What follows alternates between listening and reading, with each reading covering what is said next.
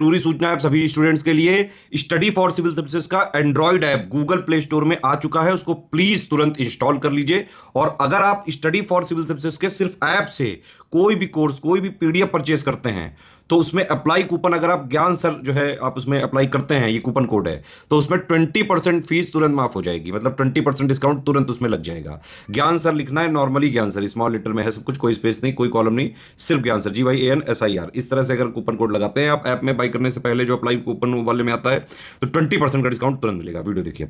तो दोस्तों हम लोगों ने शुरू कर दिया है प्राचीन भारत का इतिहास, एंशंट हिस्ट्री शुरू कर दी, एकदम जीरो से, बेसिक से शुरू करिए।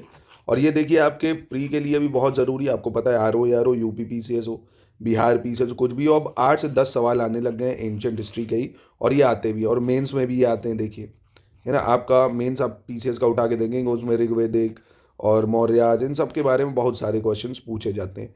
तो ये प्री मेंस दोनों के लिए बहुत महत्वपूर्ण होगी। अगर आप साथ ही में नोट्स बनाते हुए चलेंगे, नोट्स नहीं बनाना चाहते तो आप ये हमसे नोट्स ले सकते हैं। संपूर्ण तैयारी एकदम शुरुआत से हमसे जुड़ के आप कर सकते हैं, RO की, यूपी PCS की, बिहार PCS की, सारे एग्जाम्स के लिए।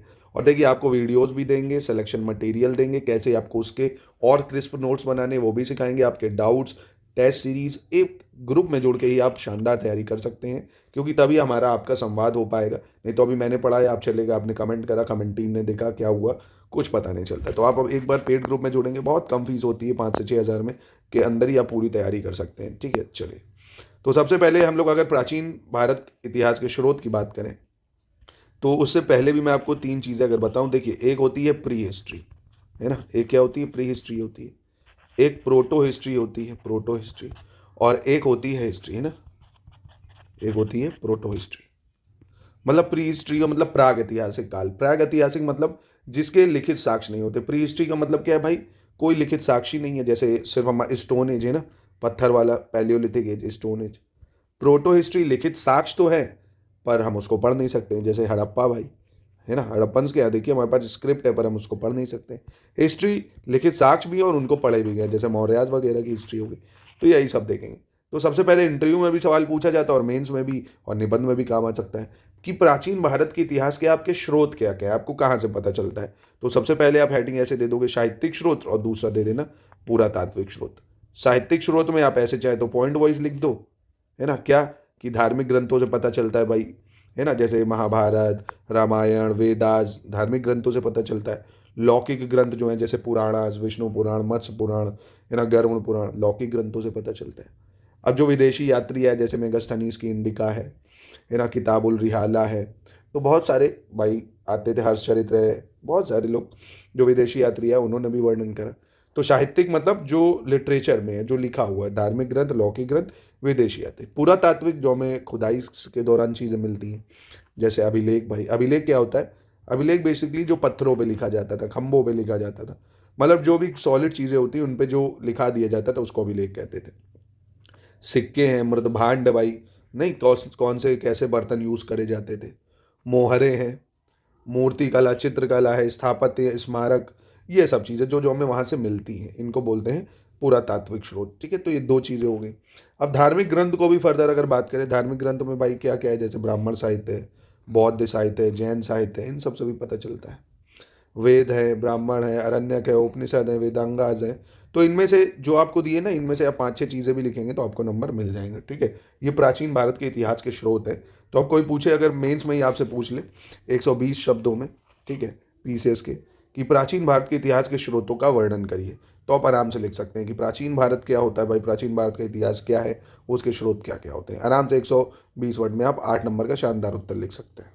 अब भारत का नाम देखेंगे। देखिए, भारत के जो 3 नाम है, कहाँ से क्या नाम पड़ा उसको देखेंगे। तो सबसे पहले भारत की अगर बात करें, तो ये आपको पॉइंट नोट कर लेना है, भारत का जो सर्वाधिक प्राचीन उल्लेख है वो ऋग्वेद के 10वें मंडल में है। ठीक है, ऋग्वेद के 10वें मंडल में भारतवर्ष लिखा हुआ है, जन कबीले के रूप में। क्या लिखा हुआ है, भारतवर्ष जन कबीला, एक जन कबीला था। ये क्या है जन कबीला, एक्चुअली जो राजा सूदास थे, राजा सूदास और 10 राज्य युद्ध इनके बीच में हुआ था। मतलब एक तरफ थे राजा सूदास, एक तरफ कौन थे, राजा सुदास थे, और दूसरी तरफ ये दशराग्य थे। दशराग्य युद्ध क्यों कहते हैं, क्योंकि दशराग्य का मतलब था 10 सबसे ज़्यादा जो शक्तिशाली कबीले थे, है ना, जैसे युद्ध, यदु, पुरु, अनु, ये सब, ये नहीं याद रखने, बस आपको याद रखने ऋग्वेद के 10वें मंडल में भारतवर्ष एक कबीले के रूप में मेंशन था। अब ये क्या था, जो राजा सूदास थे और दशराग युद्ध जिनके बीच में हुआ था, मतलब एक तरफ राजा सूदास थे और 10 कबीले के जो शक्तिशाली संगठन थे उनके बीच में हुआ था। राजा सूदास इसमें जीतते हैं, वहाँ पे भी भारत का उल्लेख है, भारतवर्ष का, तो इसलिए वहाँ से भी भारत आया। दूसरा जो है, भारत जन के शासित प्रदेश को ही भारत कहते थे। जो भारत ये है ना, यहाँ के जो शासित प्रदेश इनको कहते थे। और भारतवर्ष का उल्लेख वायु पुराण में भी मिलता है भाई, है ना, वायु पुराण में भी मिलता है भारतवर्ष का उल्लेख। और दूसरा देखिए, जो उल्लेख है महाभारत और वायु पुराण में, यहाँ पे भी मिलता है, क्योंकि हस्तिनापुर के जो राजा थे दुष्यंत और शकुंतला के पुत्र भरत, जिसने एक विस्तृत भूभाग पर अपना क्या करा था, बढ़िया साम्राज्य बनाया था, इसलिए उसका नाम भारत रखा गया था। ये सब दोस्तों आप अवॉइड करते थे, पर अब आपको पढ़ना पड़ेगा, ये सब चीज़ें पूछी जा सकती हैं। तो भारत का उल्लेख आपको ऐसे भी याद रखना है, कहाँ पे है, ऋग्वेद के 10वें मंडल में है, ऐसे करके शॉर्ट में लिख लीजिए, ऋग्वेद के 10वें मंडल में है, महाभारत में भी है, वायु पुराण में है। तीसरा जो उल्लेख जो है, वो प्रथम जैन तीर्थंकर जो थे ऋषभदेव, उनके बड़े पुत्र भरत अथवा अयोध्या के राजा दशरथ के पुत्र भरत, इनके नाम पर भी इस देश का नाम भारत रखने का उल्लेख मिलता है। ठीक है, प्रथम जैन तीर्थंकर जो थे ऋषभदेव, उनके बड़े पुत्र जो थे वो भरत थे, ये भी याद रखना है। अयोध्या के राजा तो पता ही होगा, राम के भाई, पर प्रथम जैन तीर्थंकर ऋषभदेव, ये भी याद रखना। ठीक है, तो ये तो भारत नाम आया। अब दूसरा नाम है देखिए हिंदुस्तान। अब कई लोग कहते हैं कि इसका इस्लाम से लेना देना नहीं, देखिए पढ़िए, ज्ञान लेंगे तो अच्छा रहेगा। हिंदुस्तान नाम का धार्मिक अथवा इस्लाम से कोई मतलब ही नहीं है ना, क्योंकि ये एक भौगोलिक शब्दावली है। क्या है, भौगोलिक शब्दावली। मतलब इस्लाम के उदय से 1200 वर्ष पूर्व, इस्लाम के उदय से 1200 वर्ष पहले जो हकमानी साम्राज्य था, उसके पर्शियन लेखों से हमें मिलता है। ठीक है, तो आपको क्या लिखना है, हिंदुस्तान जो शब्द है ये हमें कहाँ से मिलता है, हकमानी साम्राज्य के पर्शियन लेखों से मिलता है, इसका इस्लाम से कोई लेना देना नहीं। और जो हिंद का मतलब है, इसका मतलब क्या है, हिंद का मतलब होता है सिंध, है ना, हिंद को क्या सिंध बोलते थे, जैसे नदी नहीं थी सिंधु नदी, वो। तो जब भारत पर पहला विदेशी आक्रमण पर्शियन हकमानी राजा डेरियस प्रथम, इसने किया था, किसने, पर्शियन हकमानी राजा डेरियस प्रथम ने, तब उसने सिंध प्रदेश पर कब्जा कर लिया था। किस पे, सिंध प्रदेश पे, जो कि अब पाकिस्तान में है। इसी वजह से जब ये हकमानी साम्राज्य, पर्शियन जो हकमानी साम्राज्य था, इसने कब्जा करा, उसी के बाद से जो है ये लोग अपने जो इस क्षेत्र है उसको हिंद अथवा हिंदुस्तान कहने लगे, और यहाँ के निवासियों को हिंदू कहने लग गए। ठीक है, ये याद रखना। तो हिंदुस्तान का मतलब जो है वो मुसलमानों या धार्मिक से नहीं है, मतलब इस्लाम से नहीं है। ये हकमानी साम्राज्य जो था, उन्होंने सिंध पे कब्जा किया, तो वो लोग यहाँ पर रहने वाले लोगों को भाई हिंद कहने लगे, शाह को एच कहते थे, तो हिंदुस्तान नाम पड़ा, और यहाँ के निवासी जो थे सिंध को, उनको हिंदू कहने लगे। ये हिंदू वर्ड यहाँ से आया है, पर्शियन जो साम्राज्य था वहाँ से, इस्लाम के उदय से 1200 वर्ष पहले। फिर इंडिया शब्द की बात करें, अगर इंडिया शब्द का जो उल्लेख है वो फादर ऑफ हिस्ट्री कहे जाने वाले हेरोडोटस की पुस्तक हिस्टोरिका में मिलता है। तो एक वो वर्ड ये भी याद रखना, फादर ऑफ हिस्ट्री किसको कहते हैं, हेरोडोटस को। उनकी पुस्तक कौन सी है, हिस्टोरिका, ऐसे भी पूछ सकता है आपसे। इंडिया को क्या कहा गया था, उपजाऊ, हरा भरा, खुशहाल, स्वर्ग जैसा है ये भाई, स्वर्ग जैसा, विश्व में सर्वाधिक आबादी वाला देश, तब भी और अभी भी। क्योंकि देखिए हमारे भारत में सब कुछ है, 3 तरफ से पानी से घिरा है, पहाड़, नदी, सब कुछ है भाई, हर खूबसूरत चीज़ है ना। और इंडिया शब्द जो है वो लैटिन अथवा ग्रीक से बना है।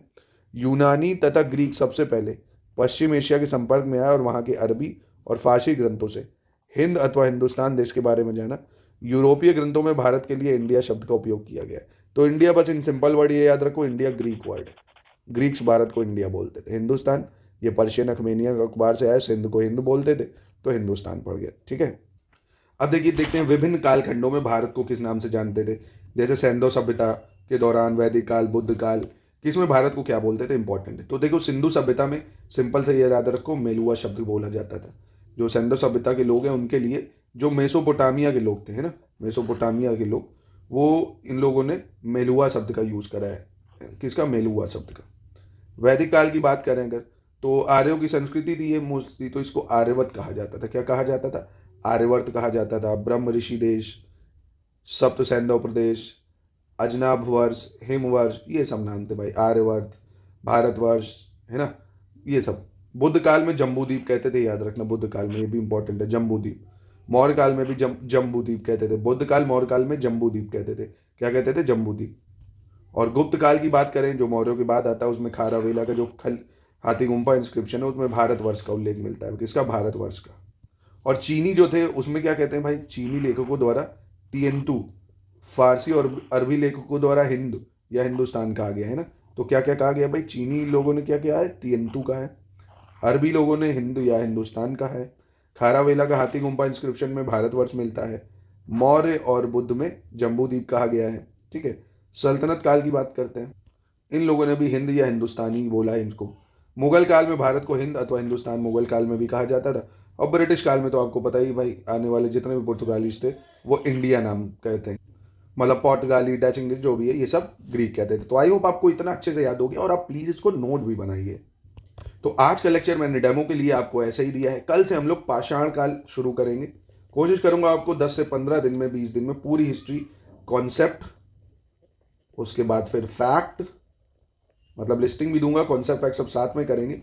फिर हम लोग जो ज़रूरी PYQ है वो, और प्लस लेटेस्ट इन पैटर्न के जो क्वेश्चन होंगे वो भी करेंगे। तो ऐसे ही पूरा आपको हमारे पेड ग्रुप में लगातार दिया जाएगा, जिसको ज्वाइन कर सकते हैं आप। तो कल हम लोग पाषाण काल करेंगे दोस्तों। ठीक है, तो वीडियो पसंद आएगी नहीं, कमेंट बॉक्स में बताइए आप इसको कंटिन्यू करना चाहते हैं या नहीं।